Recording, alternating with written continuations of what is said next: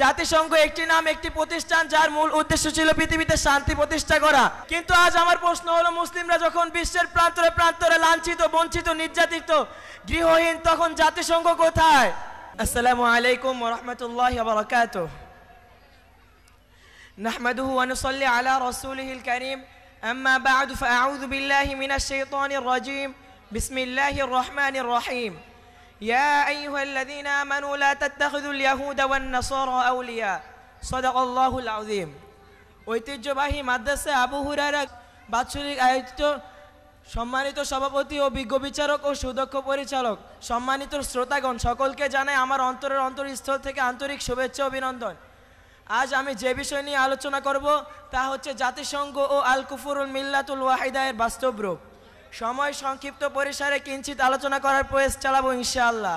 আমরা সর্বপ্রথম মহান রব্বুল আলামিনের দরবারে শুকরিয়া আদায় করব, যে সময় সারা বিশ্বের প্রান্তরে প্রান্তরে মুসলিম লাঞ্ছিত, নির্যাতিত, বঞ্চিত, ঠিক তেমনই একটি সময় একটি দিনই মজলিসে বসার তৌফিক দান করেছেন। সকলে শুকরিয়া আদায় বলি আলহামদুলিল্লাহ।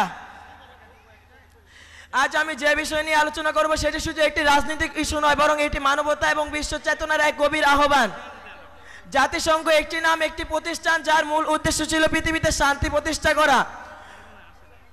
দ্বিতীয় বিশ্বযুদ্ধের পর ধ্বংসস্তূপ থেকে জন্ম নেয় এই সংঘ 1942 সালে এই প্রতিশ্রুতি দিয়েছিল যে পৃথিবীতে শান্তি প্রতিষ্ঠা করবে।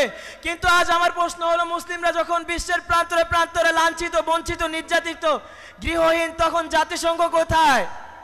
তার সে মানবাধিকার আজ কেন নীরব?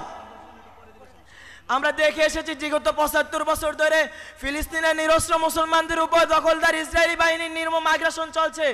শিশুরা মোমায় জ্বলছে যাচ্ছে, নারীরা রাস্তার পাশে রক্তাক্ত অবস্থা, আর মসজিদগুলো ধ্বংস হয়ে যাচ্ছে। আর জাতিসংঘ শুধু সেখানে কেবল গভীর উদ্বেগ প্রকাশ করে যাচ্ছে। তাকে দেখুন, কাশ্মীরের লাখো মুসলমান আজও কারফিউ বন্দী জীবন কাটাচ্ছে। 2019 সালে তাদের সাংবিধানিক অধিকারটুকু বাতিল করা হলো। কিন্তু জাতিসংঘ সেখানে কেবল বলল যে আমরা পরিস্থিতি পর্যবেক্ষণ করছি। পরিস্থিতি পর্যবেক্ষণে যদি সব হয়, তাহলে মানবাধিকার কোথায়? তাহলে ন্যায় বিচার কোথায়? এই বলে আমি আমার সংক্ষিপ্ত বক্তব্য শেষ করছি।